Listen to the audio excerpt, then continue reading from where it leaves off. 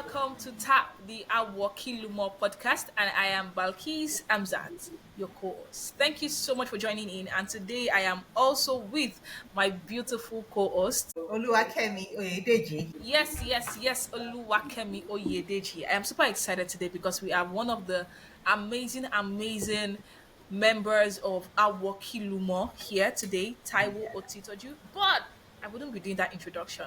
Let that go to the right channel. Thank you so much, and let's get right into it. Unfortunately, we cannot see. We are having a little glitch with the camera. But before I unveil the personality of who we are hosting this morning, I'd just like to tell you or read a bio. I did not write it. It is something that's been written about. It describes Taiwo, right, as the head PR Max FM and co-founder of Lekki Food Bank. Taiwo is an amazing woman. I can testify to that.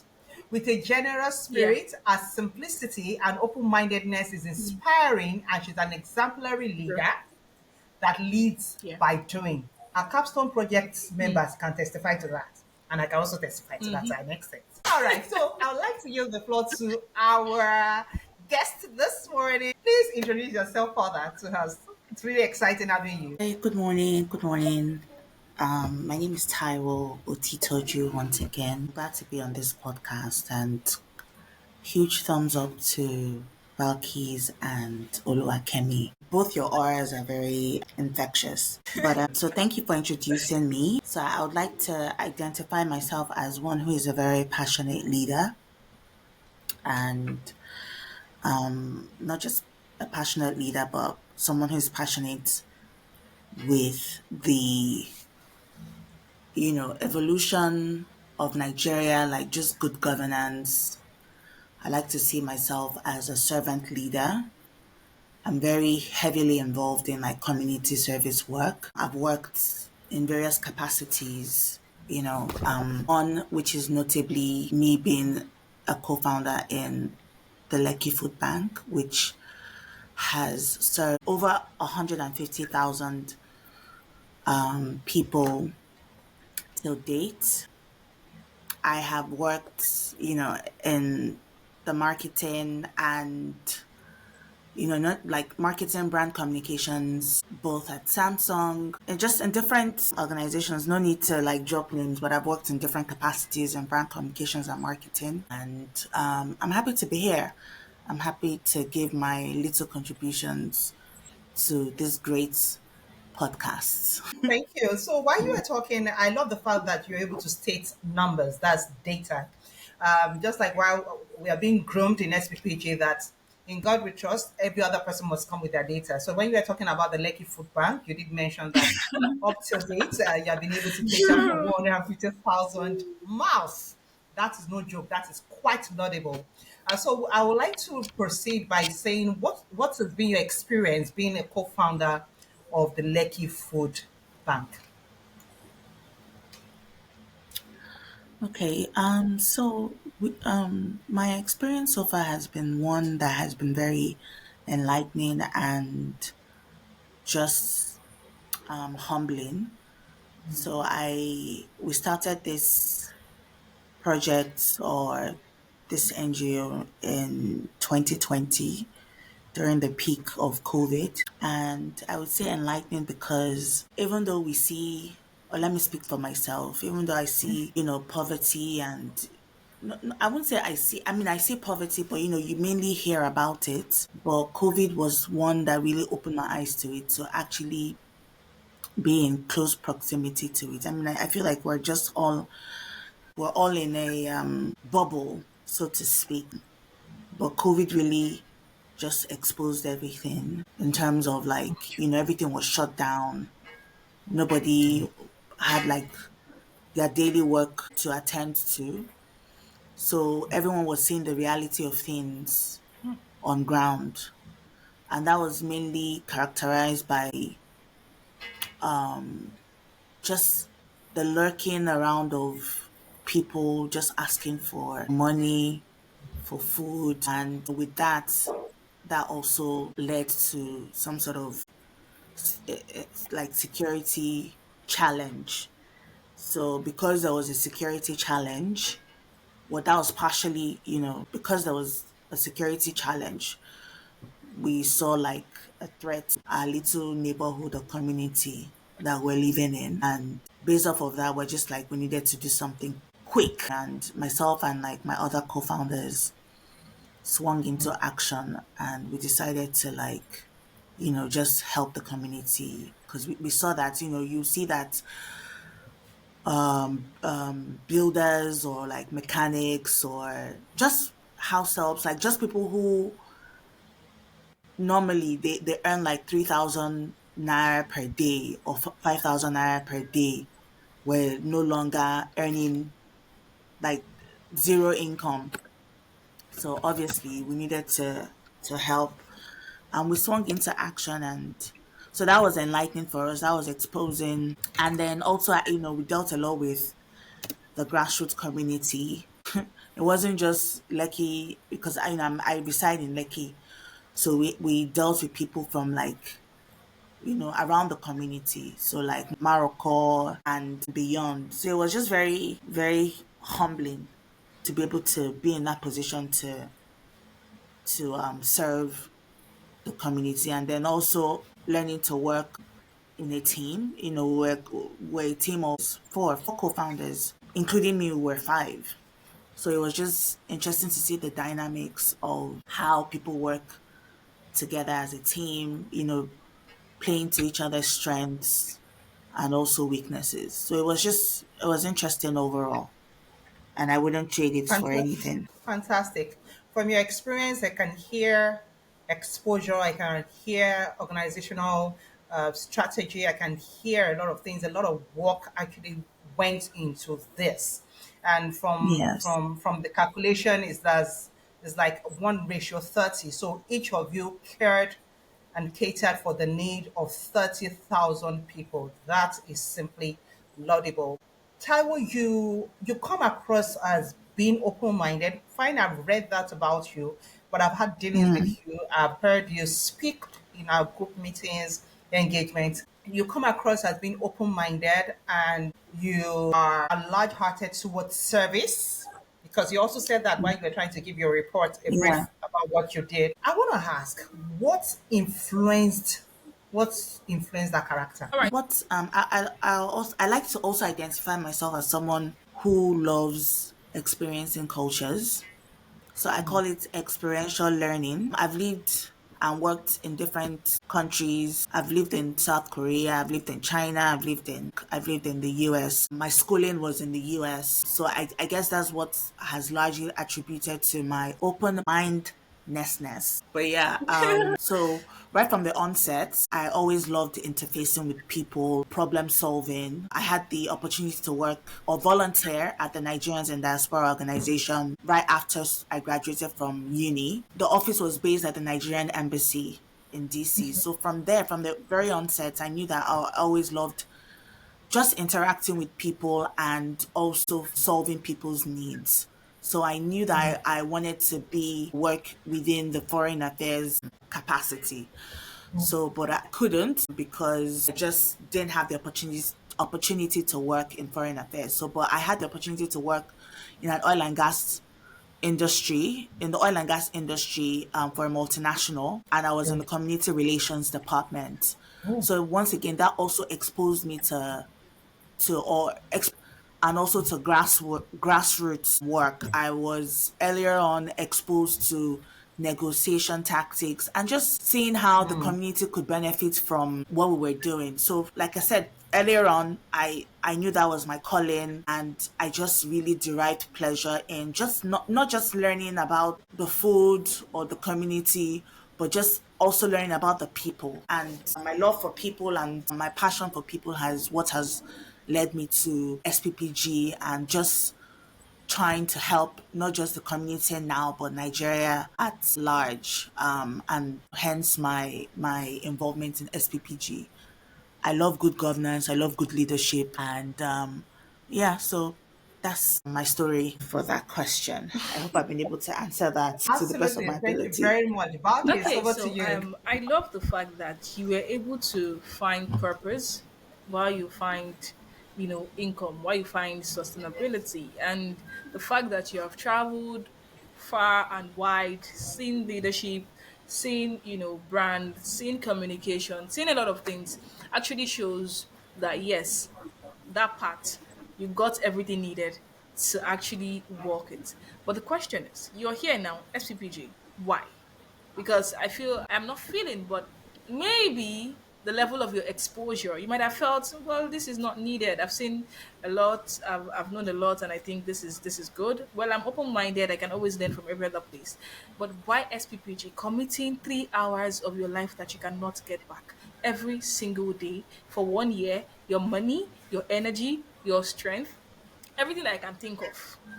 Why SPPG? My career had always been within the marketing, brand communications space. And, remember I mentioned that right after graduation that I wanted to really work in like foreign affairs, something that had to do with governance, but I didn't really have the opportunity. That was cut short right after I moved back to Nigeria. So, I ended up doing brand communications and marketing. But I knew that I knew what my purpose was. It was just trying to find a way to work within that capacity. So in 2021, I quit my job. I had like about maybe 8 years within the marketing and brand communications field. And I just felt like it was time for me to just face my calling head on. And so right after I quit my job in 2021, I had the opportunity to work in the UN within a month, and I did a project which posted me to Iraq. So it was monitoring elections, and then I also after that I then had the opportunity to be or to lead one of the to me I would think it was one of the most thought out political campaign that I ever ran. So I did that for a year. I did that for a House of Reps candidate. So I knew that was my calling. I knew that was what I was meant to do. I knew that was my purpose. And I was just like, you know what? I've sort of had practical experience.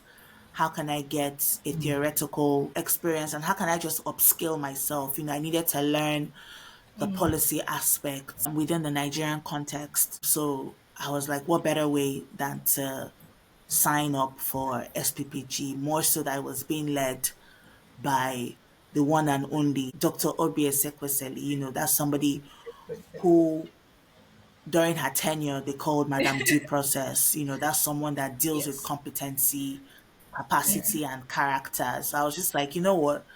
Like, what better way from than to her. learn from the guru herself? And I must say that I haven't been let down.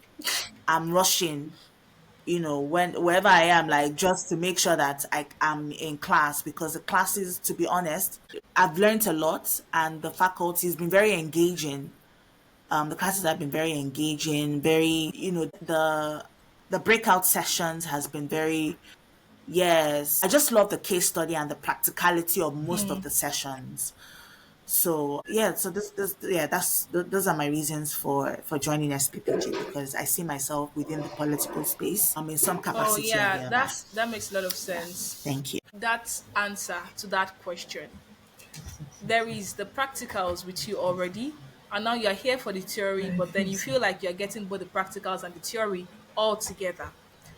But I think I have one more question. With everything that you have gone through in this 1 year, it's about a year now, with everything you've gone through, with everything you've experienced, with all that you have learned, with all that you have been exposed to, what do you think it takes to fix politics? In Nigeria, in Africa, what exactly does it take to fix politics? Great question. So I will always say this. Everyone needs to get involved. Like we can't wait on the sidelines, expect things to be done magically. There's this saying that if we don't get involved in politics, we end up being run by our inferior. And that's what is playing out right now because even even judging from even the SPPG class, I've noticed the people that there are a lot of intelligent people in that class, but majority of those who can bring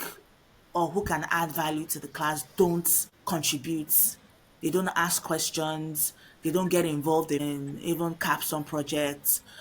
And you're just wondering, like, you have to literally like force people to take up leadership, or not just even leadership, to even get involved in the you're like, you're actually intelligent. You're actually, you have expertise in this field. You actually can speak eloquently, and then you begin to wonder, so those people that can actually add, that can bring value to Don't things, show up. don't willingly want to get involved, and that's the problem with what we're faced, in just in Nigeria as a whole. And I would say that we need to get involved. We need to, in whatever capacity, be it getting your voters cards, getting, or being involved in policy when a bill is trying to be passed.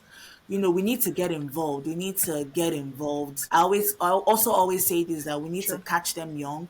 So I would say that we should, the youth, and when I mean the youth, I mean like even kids, right from secondary school. I think governance should not be a it should not be a, what you call it, government should not be, what they call this thing. I feel like it should be compulsory, the same way math and English are compulsory. I think government should be Yeah. compulsory in schools, because we As need a to course. know, for as a course, yes, because for us in Nigeria, as Nigerians, for us to be able to move forward, to be better citizens and better leaders, we need to know where we are coming from, to be able to know where we're going. So I think, governance and just anything pertaining to leadership of Nigeria, I think it should be mandatory. As far back as secondary school, I think it needs to be mandatory. It can't be optional. So yeah, so that's for me. I think that's what it takes, or that's what I believe would take for us to steer this nation into the right path and to get to where we want to be. I Exactly. I can't agree less. So my next question will be Nigeria, the country itself, not even the citizens now. The Okay. country itself, it's very soothing when you hear the citizens of US saying, God bless America. Yeah. That means there's Yeah. an honor being attributed to the country, to the land itself. I feel there is a need for Okay. Nigeria to be regarded as a land. Now, what do you think Nigerians need, so that you can know how best.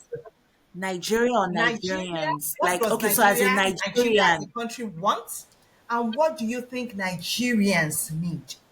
Nigeria, I think we need good PR. I also think we need to, well, I won't even say good, we need good PR, because if we had good governance, then PR wouldn't really be issue. But I also think PR, maybe that, because I remember during the time of, God of blessed memory, Dora Queenly, where she was the head Yeah. of, I think it was bringing Nigeria into the good limelight, and she was really focused on that. But I think Nigeria, I think overall we just need strong-willed governance and government who is willing to lead Nigeria into her purpose and into what we know Nigeria has the capabilities of reaching. We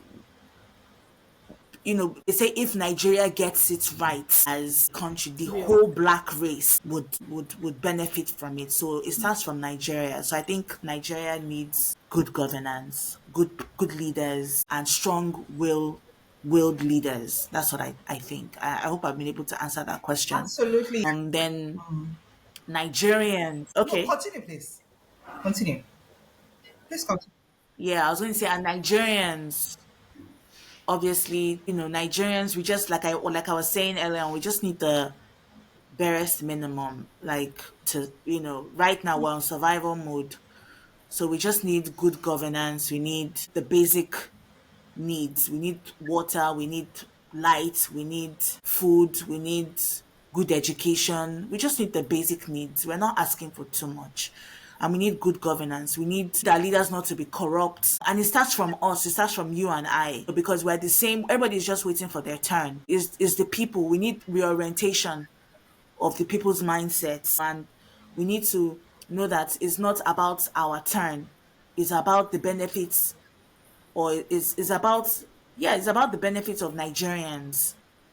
If there is good water, good roads, good food, good everything, good education, then the whole of Nigerians will benefit from it. It's not about me, myself, and my family. It's not about Emilokon. It's about the whole of the whole citizens of Nigerians, us benefiting from the resources of Nigerians, and not just one family or one tribe benefiting from the resources of Nigerians. It's about everyone benefiting from good governance, from the resources. Yes, I believe that's what we Nigerians want, and that's what we need.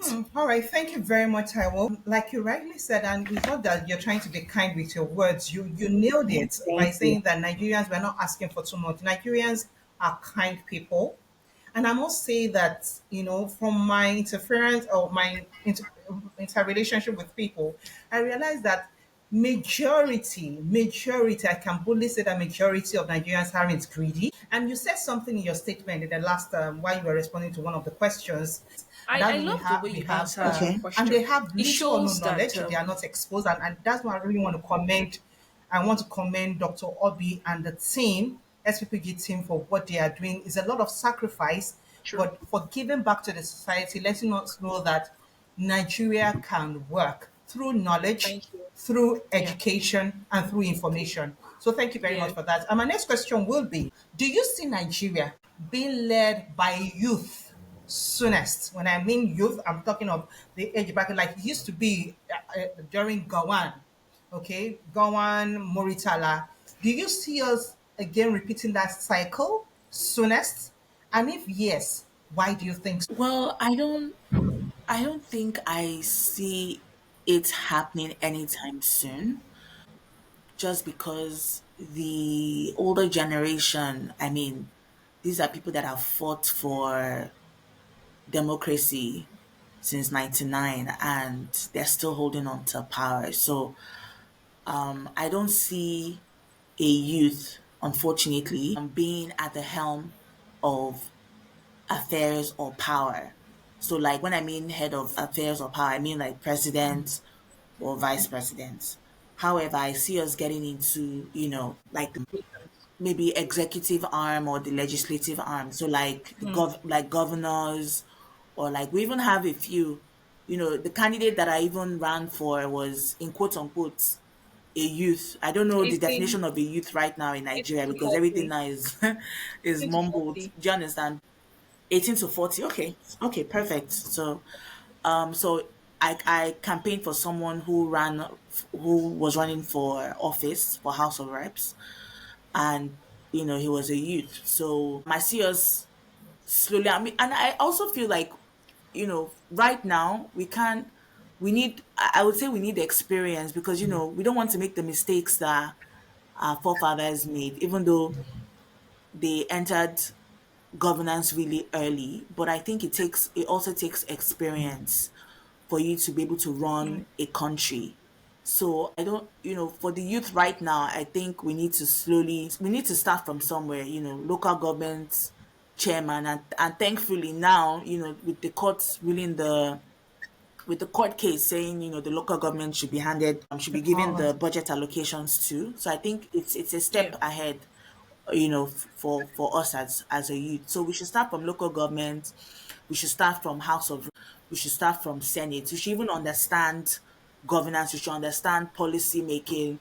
I think we should start from somewhere before we now even say we should want to gun for the office of the president. I think Okay, thank you very we much. should I'm going start to wrap up that yeah. question. Thank you, Taiwo, for that. And I love the fact that you were very candid, very straightforward, with pure You're not sentimental. You're not nothing. You nailed it.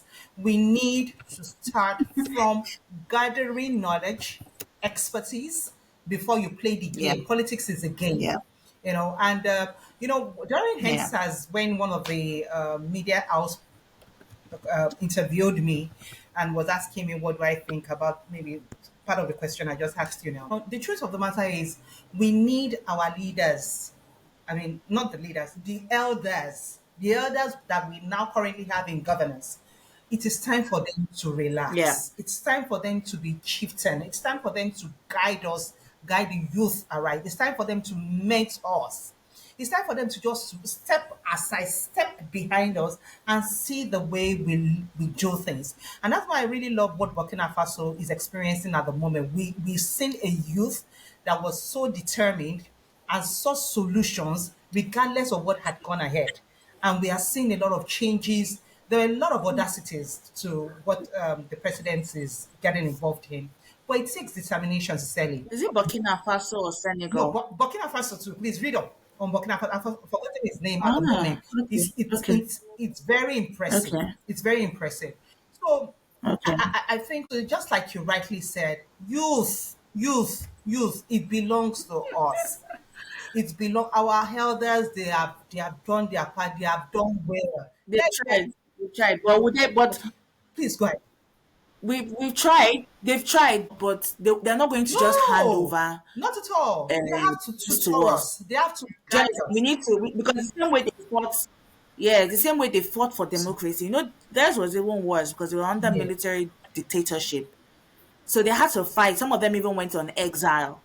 Do you understand? They yes, had to fight absolutely. for what they are now enjoying, and that's why they don't want to leave power. Do you understand? So as we the youths, we need to fight for. They won't just hand it over to us on Father a of God. what they call it, platter of gold. They are not just going to hand. So we need to fight for it. Yeah, we need to fight for it. Exactly. Honestly speaking, and are we the youth ready to fight for it? I don't Okay, so know if we're I rather ready. instead of Like I rightly mentioned, we need to start from somewhere. okay, instead of using Okay, fight, I so think I would rather use Yeah, I was going to say we need to start from yes. somewhere. We need to cooperate. We need to be humble. We need to be humble. A lot of us we are too forward. We Okay, I feel like the low. word cooperate. Yes, we need to cooperate with their leadership, with their tutelage, because it isn't that they paid just like what I was said. They paid with their blood. Some of them went into exile, so they will not. They are not confident that we are grown, we are mature, developed enough to be able to take the baton from them. So how do we prove that? How do we justify that? How do we convince them enough that we are matured to eat the meat, not the milk anymore? So okay, so youth, I think it that is over to us. most We of have to the be very participative. By getting into governance, Absolutely. Absolutely.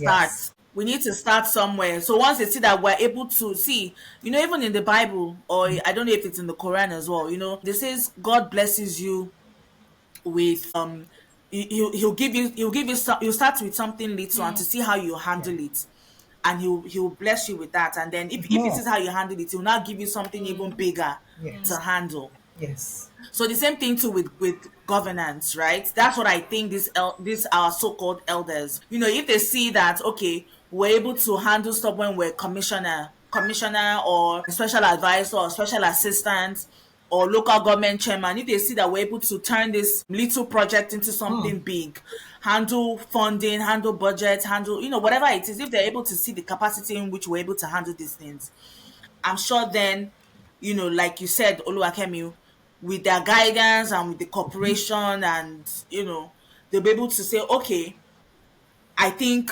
Oluwakemi or I think Balkis is now able to lead within the capacity of vice president or president. They won't just bring somebody from little experience. That's my view. Do you Absolutely. understand on these things? I feel like we need to start getting involved. We should keep our eye on the prize. The eye on the prize is to eventually be the president or the vice president, but we need to start from Absolutely. somewhere. Do you understand? Because even with the youth that we have right now, I feel like on Twitter and it's just noise. And this is my own perspective and my own opinion. We're not ready to do the hard work. Well, we make a lot of noise on Twitter, but when it comes to actual Well, getting involved, we're not ready to take charge. Do you understand? yeah. So it starts from somewhere. Thank you. That's how the end Thank you is so for much. me. Yeah. Thank you so much, Taiwo. In fact, having heard this, I feel we should salute and celebrate, right, our elders that fought their truth, fought for democracy, fought for governance, truth by all any form. I just want to celebrate them. Kudos to you, sirs. Kudos to you, Mars. Some of you I died. don't know about celebration because right now the economy is, I don't know Yeah, about and some of you, celebration. They need yeah. to, the, yeah, the truth of the because matter is that if you listen to news, if you read articles and some other things, you it's realize true that now. Ah, it's they a really general tanked thing. the It's a economy. They global need thing. to It's just that step some back. countries are hit more than the others, and it's based on leadership and the likes of it. But it's a global thing. The economic downfall or downturn that we're experiencing now is a global thing. It's not just peculiar to Nigeria alone. And so, like I rightly said, it all depends on the leadership. That's how some countries are being padded more than the others, and we are feeling it more maybe because we have deficiency in a good governance. I'll pick up from where that ended. So I love the fact that you said what you think we should do as youth, and you talked about the noise, which I actually agree with. A number of people, you don't have your PVC, you don't have this, you don't have that, and then you are screaming that so person is not somewhere or where they should be. And I think it also speaks to something that Bushra said during our session. It speaks to the same thing David said during his session. We are not putting in the work as young people. You have said that, we need to get into the system little by little and all of that. But the question is this: what exactly are those things that can attract us into saying, it is Nigeria, I am for Nigeria, I am going with Nigeria, I am learning about Nigeria, I am showing up for Nigeria?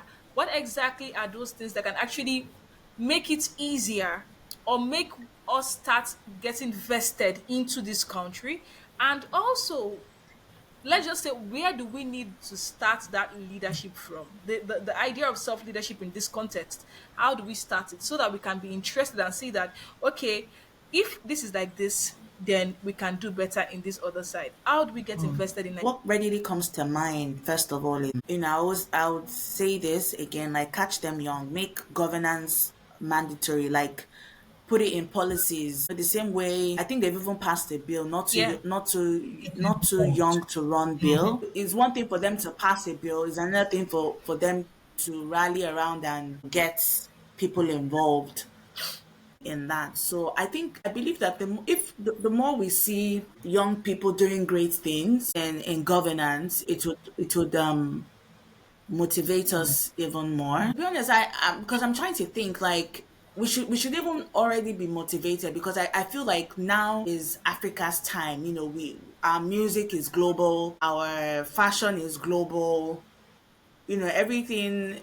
It's like It's a cascading, like, it's like a spiral effect. It's cascading, yeah, it's like a spiral effect. So I don't know what else should motivate. If we're not motivated now that Africa is leading in these things that matter, then I don't know. But I would say use what already interests us to attract us into governance. So we can use music, like, so I would suggest, the likes of maybe Davido or Whiskey or Burna Boy, they should do more, what they call this music, more, they call it problem conscious music, like, what Fela did. I think if we can use those avenues to sing about the youth getting involved in politics, or even if Davido or Whiskey or Brenner Boy or one of these guys, I know we have someone like Banky W now who got Yeah. into politics.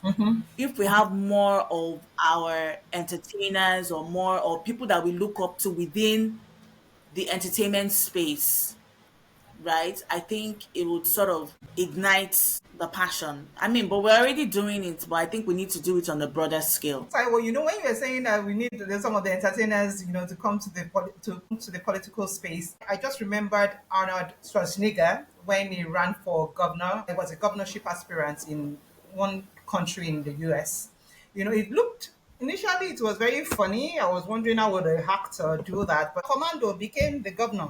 and it's part of the history that we're having today.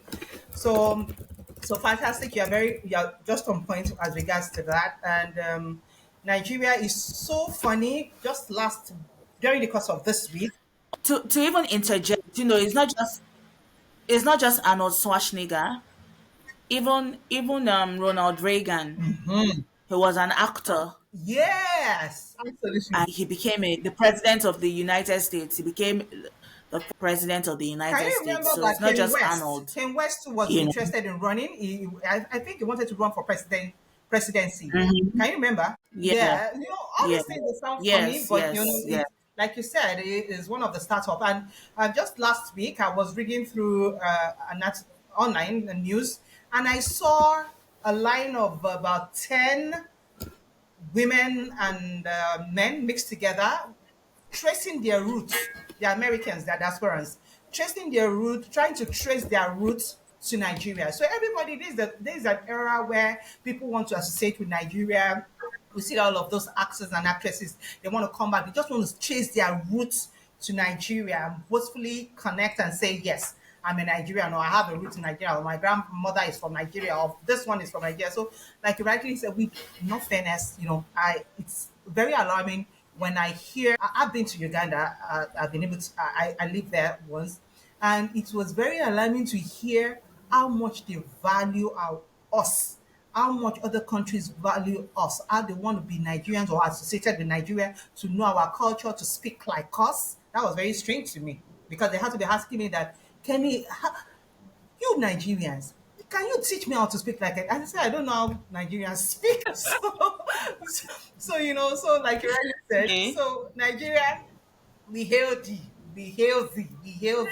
Well done. How about I kill over to you All as a right. wrap up? Also, thank you so much. Thank you so much. I mean, it's a lot of beautiful memories as being with Nigerians and just living as who we are.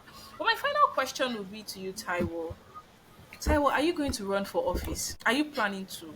Is it in the pub? Man, with what I've seen, no, I don't want to run for office. I mean, it's rewarding though if you win, right? That you actually gathered support, you gained momentum. Like it's very fulfilling, very humbling that people actually chose you to be in office, right? But from what I've seen, even my dad was in politics, and then having to also be someone's campaign manager, like I've seen a lot, and it's not for the faint Wow. hearted. So I rather just on the sideline, just help someone's ambition, give my little quota, and if they want to appoint me, give me an appointment post, and here I can do that. But to say I want to run for office, I don't know. I'd have to. It's not in my purview, right? From what I've seen, Oluwakemi.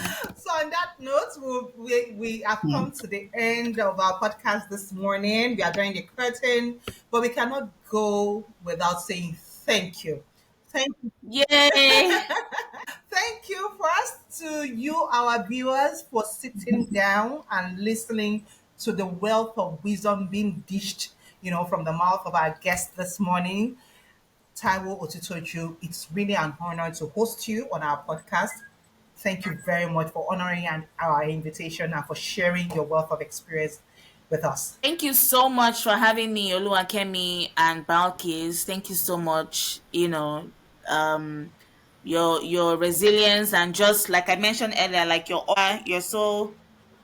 Initially, I was a bit grumpy in the morning, just listening to the excitement, in your voices, just putting this together.